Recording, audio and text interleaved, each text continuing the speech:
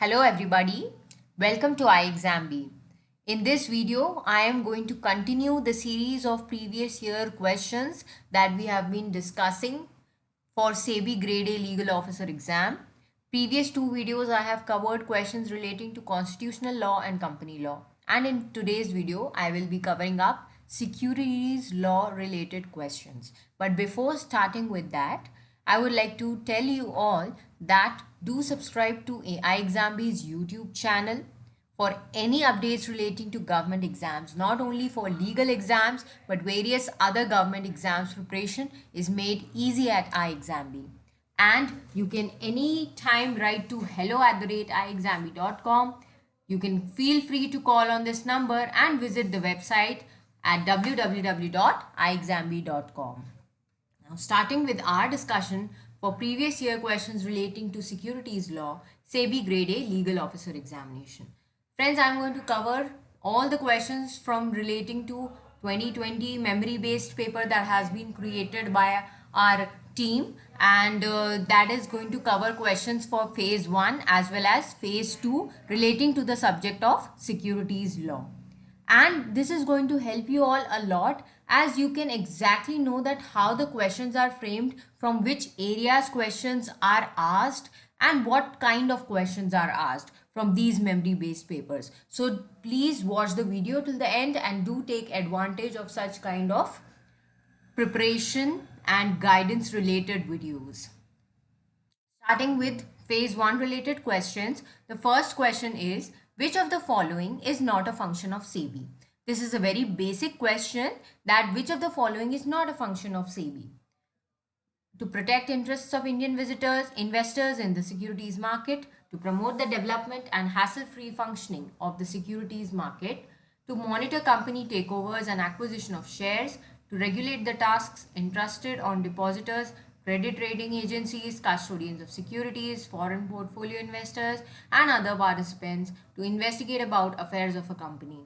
So which of the following is not a function of SEBI? The answer is very clear. To investigate about affairs of a company, SEBI does not have the powers to investigate relating to the affairs of a company. It rests with National Company Law Tribunal. Moving to the next question. What are the factors that need to be taken into account while adjudging the quantum of penalty? The amount of disproportionate gain or unfair advantage, wherever quantifiable, made as a result of the default, the amount of loss that is caused to an investor or a group of investors as a result of the default, both A and B, mitigating and aggravating factors, or all of the above. So this is relating to the quantum of penalty. What factors are to be taken into account in securities law basically? And the answer is C, that both option A as well as option B is correct, and this is provided under section 15J of the SEBI Act 1992, that both options A and B are expressly mentioned as a factor. It is expressly mentioned in the section itself of adjudging the quantum of penalty. Next question. Who amongst the following cannot buy, sell, trade in securities? Stockbroker, sub-broker, share transfer agent, banker to an issue, all of the above. Who cannot buy or sell or trade in securities? Please don't read questions in a hurry. Always make sure that you don't skip such kind of words wherever it is not, it is cannot, any such kind of words, because it changes the meaning of the question entirely. And the answer for this is E, that all of the above. As per section 12 of SEBI Act 1992, you can go through the section which provides for registration of stockbrokers, sub-brokers, share transfer agents, etc. That no stockbroker, sub-broker, share transfer agent, banker to an issue, trustee of trust deed, registrar to an issue, merchant banker, underwriter, portfolio manager, investment advisor, and such other intermediaries who may be associated with securities market shall buy, sell, or deal in securities except under and in accordance with the conditions of a certificate of registration that is obtained from the board in accordance with the regulations that are made under this act. So this section clearly provides for the answer relating to this question, and it is of course a direct question only. When can central government remove board members of SEBI under section 6 of the act? Now here they have given the section number as well, and if you know the provision, then you can answer this very easily. When can central government remove board members of SEBI? When a person is adjudged as undischarged insolvent, when a person is of unsound mind, when he has abused position, when he is an alternate director, A, B and C. Answer is E, that is A, B and C. All these three criteria are provided under section 6 of the SEBI Act. These are the grounds that are mentioned for removal of board members from SEBI by the central government. So here if you know the provision, you can easily answer the question. Or else if you don't know it, then it gets a bit confusing. Salary of presiding officer of SAT shall be A option, such salary as admissible to a serving judge of Supreme Court or the Chief Justice of a High Court, like that of a Prime Minister of India, equivalent to that members of Lok Sabha, equivalent to that of members of Rajya Sabha, determined by voting in the Houses of Parliament every 5 years. So what is the salary of presiding officer of the SAT, Securities Appellate Tribunal? Answer is A, such salary as is admissible to a serving judge of the Supreme Court or the Chief Justice of a High Court. This is determined by what? The rules that are made by central government in exercise of powers that are conferred by section 15L, that is read with section 15M and clause F of subsection 2 of section 29, and in the suppression of Securities Appellate Tribunal, salaries and allowances and other conditions of services of the presiding officers, rules 1997. You can see that the questions are from very basic areas actually, and majority of the questions are not twisted but direct section based questions, knowledge based questions. If you have read all the acts and rules and properly, you can answer them. What is the meaning of a depository? Again, a basic question. An agent that is authorized to offer depository services to investors. Any entity such as corporate or state or central government organizations issuing securities which can be held in depository in the electronic form. Depository means a company that is formed and registered under Companies Act 1956, which has been granted a certificate of registration under subsection 1A of section 12 of the SEBI Act 1992. It is a type of hypothecation process, partnership firm registered for managing securities. This is also very concept based question. What is actually a depository? Answer is C. Exactly, it is providing the definition of depository. It is a place where financial securities are held in a dematerialized form, DMAT. So that is a depository, and it is responsible for maintenance of ownership records and facilitation of trading in dematerialized securities. Next question. Provision with regard to non-compliance of settlement order is what? The last question for phase 1. There were 7 questions in all, and the options are section 14 of SEBI Regulations 2014, section 19 of the same act, section 14C, no such provision. Statutory action will be taken under SEBI Act 1992 itself. This is that a section based question that they have asked, that which section provides for non-compliance of settlement order, and the answer is B, that is section 19 of the Settlement and Administrative and Civil Proceedings Regulation 2014 provides for this provision. Section 19, non-compliance of settlement order. Starting with phase 2 related questions. Any person may enter into an agreement in such form as may be specified by the bylaws with any depository for availing its services on his own. Now actually they have mentioned this much, and rest you have to complete, that any person may enter into an agreement in such a form as may be specified by the bylaws with any depository for availing its services on his own, through a bank, through a participant, through the board, through stock exchange. Answer is C, that is through a participant. Any person may enter into an agreement in such a form as may be specified by the bylaws. This is provided under Section 5 of Depositories Act 1996, that the services of a depository, any person through a participant may enter into an agreement in such a form as may be specified by the bylaws with any depository for availing its services. No court shall take cognizance of any offence that is punishable under the Depositories Act or any rules or regulations or bylaws that are made thereunder, except on a complaint that is made by central government, state government, Securities and Exchange Board of India, any person, any of the above can make a complaint.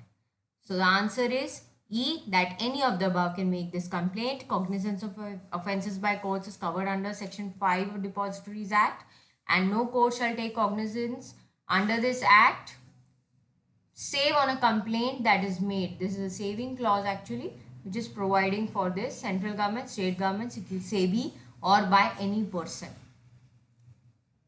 Next question. An act to prevent undesirable transactions in securities by regulating the business of the dealing therein. This statement belongs to which of the following? Statement has been picked. Many times statements are picked. You can relate by logic that this statement might be relating to which act. SEBI Act 1992, SCRA 1956, Depositories Act 1996. All of the above, any of the above, because they are asking it belongs to which. The answer is B, SCRA Act 1956. The preamble itself of the Securities Contract Regulation Act 1956 provides for this statement. The basic question again, preamble, that is the starting of the act.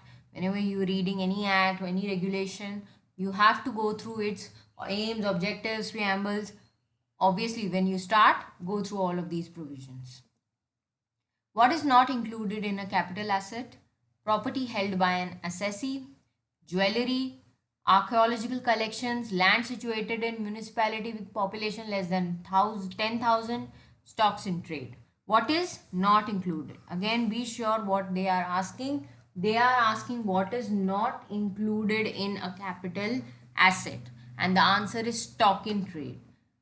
You can go through this particular provision where capital asset is defined. You can see it is defined to include any kind of property, any securities, and it also provides that capital asset shall exclude the following.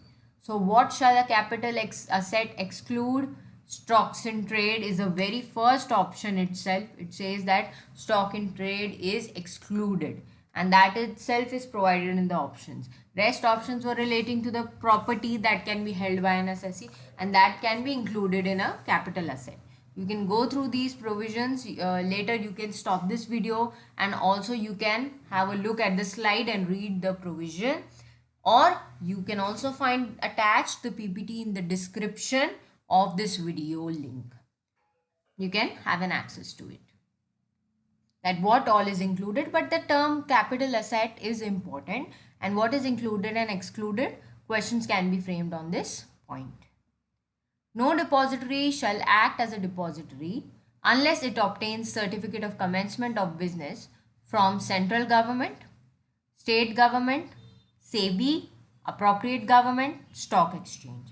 Such kind of questions are asked in company law also when it's relating to certificate of incorporation. Here it is relating to commencement of business related certificate. Such kind of questions are asked from securities laws and company laws. Here they have asked relating to depository, that from whom the depository shall obtain a certificate of commencement of business, and the answer is SEBI. SEBI itself provides this kind of certificate. It is provided under Section 3 of Depositories Act 1996. Any person aggrieved by any decision or order of the Securities Appellate Tribunal may file an appeal to the Supreme Court within the time limit they have actually asked here. You can file an appeal to the Supreme Court when any person is aggrieved by the decision or order of the SAT, that is Securities Appellate Tribunal. Answer is 30 days, 45 days, 60 days, 1 month, 2 months. So what is the answer? The answer is C, that is 60 days. 60 days time limit is provided that any person can file an appeal directly to the Supreme Court against the decision of the SAT, that is Securities Appellate Tribunal. Next question, conditions which the central government may prescribe for the grant of recognition to the stock exchanges may include qualifications for membership of stock exchanges, manner in which contracts shall be entered into and enforced as between the members, the representation of the central government on each of the stock exchange, maintenance of accounts of members and their audit by the chartered accountants, all of the above. So what all are conditions are the central government prescribed for grant of recognition to stock exchanges? Out of this, which condition is there, or all of the above conditions are there? The answer is all of the above, because we know all of these conditions are relating to the grant of recognition to stock exchanges only and have been provided by the central government. And the provision for that is section 4 clause 2 of Securities Contract Regulation Act 1956. All of these conditions you can find out here line by line. They have directly picked these conditions from here and asked it in the examination. Many questions are direct ones, I am telling you repeatedly. And now, as we have completed with the discussion of all the questions from securities law from phase 1 as well as phase 2, for any other details, any other requirements, you can reach out to us at iExamB. This is the expert legal faculty for iExamB, as you can see. Also, you can come up with your queries on in the comment section of this video itself. You can also go through the previous videos for constitutional law and company law related past year questions.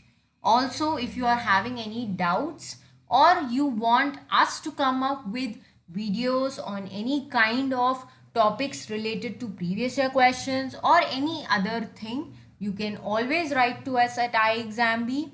You can come to us in the comment section and take benefit of whatever iExamB has to provide. And don't forget to subscribe to our YouTube channel, press the bell icon, and also reach out to us by these modes as we make it easy over here at iExamB. Thank you.